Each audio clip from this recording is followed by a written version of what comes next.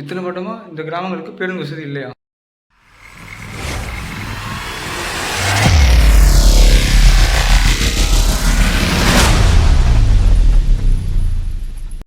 Hi friends, எல்லாம் எப்படிங்க? நல்லா இருப்பீங்க. நான் உங்கள் மதுரை பேசுகிறேன், பரத் மதுரை. இப்போ நம்ம எதை பற்றி பார்க்கணும்னு பார்த்தீங்கன்னா, அதாவது ஒன்றும் இல்லை, ரெண்டு இல்லை, பல வருட கனவுகள்.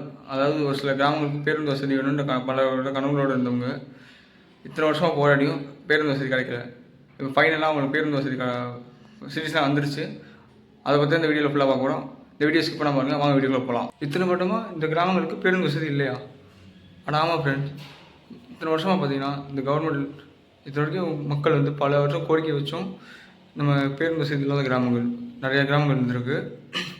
அதில் பார்த்திங்கன்னா மெயினாக பார்த்திங்கன்னா இதில் வந்து வேலைக்கு போகிறவங்களும் சரி, ஸ்கூலுக்கு காலேஜ் போகிறவங்க பார்த்திங்கன்னா நீண்ட தூரம் அதாவது நடந்து போக வேண்டியதாக இருக்குது. 14 கிலோமீட்டர் 10 to 14 கிலோமீட்டர் நடந்து போய் பஸ் ஏற வேண்டியதாக இருக்குது. இதை வந்து அந்த ஊர் பொதுமக்கள் பார்த்திங்கன்னா காணொலி மூலமாக தெரிவிச்சிருக்காங்க. அது உடனே சிஎம் தலைவர் நம்ம ஜோசப் விஜய் அவங்களுக்கு தென்பட்டு அவர் காணொலி மூலம் அவருக்கு அந்த காணொலியை ஷேர் பண்ணியிருக்காங்க.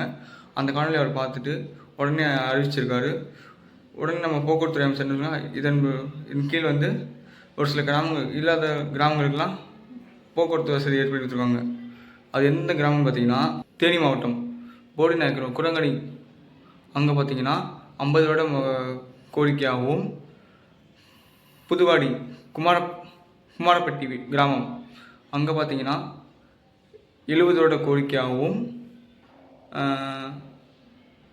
சவுத் புதுக்குடியிருப்பு ராமநாதபுரம் மாவட்டம் அங்கே பார்த்தீங்கன்னா 26 வருட கோரிக்கையாகவும், மேல்மலையனூர் கிராமம் அங்கே வந்து 10 வருட கோரிக்கையாக இருந்த பேருந்து வசதியை கோரிக்கை மக்கள் காணொலி மூலம் வெளியிட்ட பார்த்தீங்கன்னா முதலமைச்சர் கவனத்துக்கு போய் அவர் அந்த காணொலி மூலமா உடனடியாக நடவடிக்கை எடுத்திருக்காங்க. இதன் மூலம் பார்த்திங்கன்னா இந்தந்த கிராமங்கள்லாம் இப்போதைக்கு பேருந்து வசதியை எப்படி கொடுத்துருக்காங்க.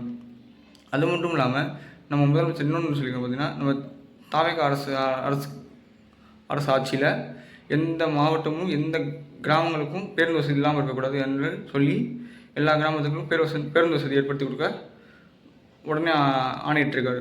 இந்த பேருந்து வசதி இல்லாத கிராமங்களுக்கு பேருந்து வசதி ஏற்படுத்தி கொடுத்த முதலமைச்சர் ஜோசப் விஜய் அவர்களுக்கும், போக்குவரத்துறை அமைச்சர் விஜய் தமிழன் பார்த்திபன் அவர்களுக்கும் நன்றியை சொல்லி இந்த வீடியோ முடிச்சுக்கிறேன்.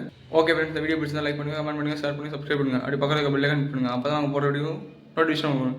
இதே மாதிரி நிறைய அப்டேட்ஸ் பண்ணால் கீழே டிஸ்கிரிப்ஷன் வாட்ஸ்அப்பில் வந்து ஜாயின் பண்ணுங்கள். அப்டேட்ஸ் கொடுத்துட்டு அடுத்து எந்த பஸ்ஸை பற்றி வீடியோ போகலான்னு கீழே கமெண்ட் சொல்லுங்கள். ஓகே ஃப்ரெண்ட்ஸ், அடுத்த வீடியோ சந்திக்கலாம். பாய்.